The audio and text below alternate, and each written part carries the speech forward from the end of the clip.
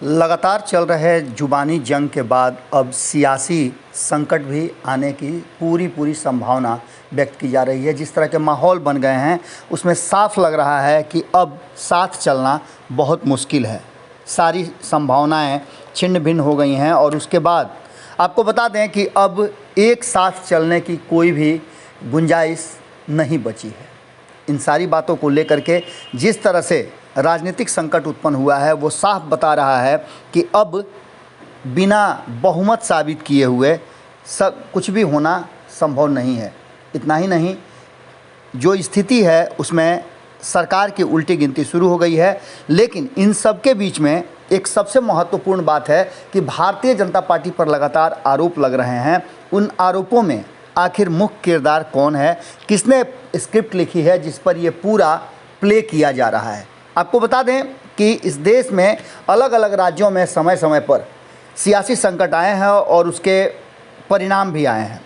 कई राज्यों में आपने देखा होगा कि जिस तरह से मध्य प्रदेश में सियासी संकट आया और भारतीय जनता पार्टी सत्ता में आ गई।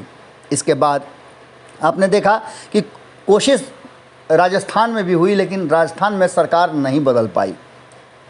अब जो वर्तमान परिस्थिति है उसमें महाराष्ट्र में सियासी संकट आया है और जिस तरह से आपको याद होगा कि 2020 चुनाव के बाद बिहार में एलजेपी का जिस तरह से खंड खंड विखंडन हो गया था, बिल्कुल उसी अंदाज में शिवसेना का भी विखंडन होने की पूरी संभावना व्यक्त की जा रही थी।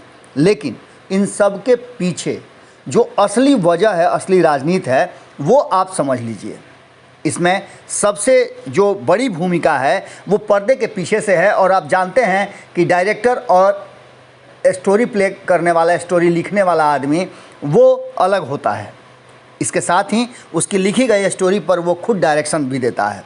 2003 में शिवसेना के महाबलेश्वर अधिवेशन में उद्धव ठाकरे को कार्यकारी अध्यक्ष बनाए जाने के बाद ज़बरदस्त पार्टी में विरोध हुई थी। तब भी पार्टी में इसी तरह का विवाद हुआ था और कहा जा रहा है लगातार कि शिवसेना में जिस तरह का विरोध हुआ है उसमें जिन जिन लोगों ने विरोध किया है वो हाशिए पर रहे हैं। शिवसेना अपने निर्बाध गति से रास्ते को पार करती। लेकिन इस बार स्थिति कुछ दूसरी है क्योंकि विरोधियों का संख्या काफ़ी बढ़ गया है। आपको बता दें कि 2003 में नारायण राणे ने शिवसेना छोड़ी थी, तब से वो घायल शेर की तरह बैठे हुए थे और अब उनको शिकार मिल गया है। यानी सीधी तौर पे आप समझ लीजिए कि पटकथा लिखी जा चुकी है और इसकी पूरी रणनीति तय कर ली गई है। शिवसेना की राजनीति की एक बारीकी को वो बेहतर समझते हैं क्योंकि उनका सीधे संबंध बाला साहब ठाकरे से था। सबके कच्चे चिट्ठे उनके पास हैं और इन सारी बातों को लेकर के शिवसेना और अलग तरीके से किस तरीके से आगे चलेगी इस पर अब शक्ति परीक्षण हो रहा है। इसके साथ ही आपको बता दें कि उद्धव ठाकरे परिवार को राजनीति के हाशिए पर ले जाने के लिए कहीं ना कहीं नारायण राणे ने अपने शक्ति और विवेक का प्रयोग किया है, पर उनके पास एक मजबूत आधार नहीं था, न उनके पास संख्या बल थी। लेकिन सपोर्ट के लिए उन्होंने जिस तरह की राजनीति शुरू की, जिस तरह का पटकथा लिखा, उसमें कहा जा रहा है कि भारतीय जनता पार्टी की भूमिका अहम है। भाजपा नेतृत्व बहुत सोच समझकर दूसरे दलों से नेताओं को अपने दल में लाता है और इसके साथ ही उन पर पूरी निगरानी भी रखता है। इसलिए हमेशा भाजपा और मोदी शाह को ज्ञान देने वाले स्पष्ट तरीके से ये समझ लें कि कहीं ना कहीं पूरी कहानी जो है, जब तक उन्हें विश्वास नहीं होता है कि ये उनके हक में जाएगी, तब तक उस पर अभियान नहीं चलाते हैं। साफ तरीके से जिस तरह की पटकथा लिखी गई है और जो संवाद बोले जा रहे हैं वो सारा नारायण राणे का लिखा हुआ है।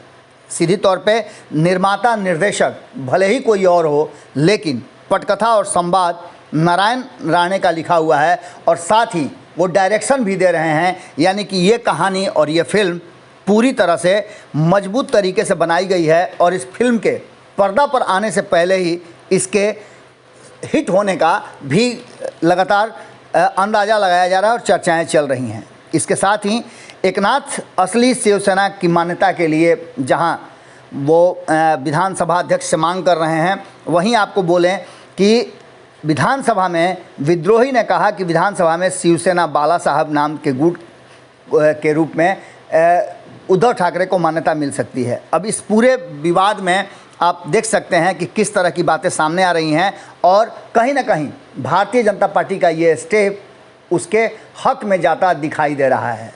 इसके साथ ही अब ये भी बात कही जा रही है कि राष्ट्रपति चुनाव के बाद महाराष्ट्र और महाराष्ट्र के बाद सीधे बिहार की तरफ इशारा भारतीय जनता पार्टी का होगा।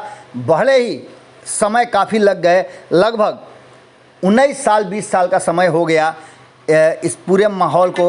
अब इन सब के बीच में एक बात तो पक्का नज़र आ रही है कि सारा चीज़ सेट प्लान की तरह है और कहीं ना कहीं जिस तरह से महाराष्ट्र में है उससे बिहार में सरकार के भीतर बैठे दलों को निश्चित रूप से अपने आप को तैयार रखना चाहिए।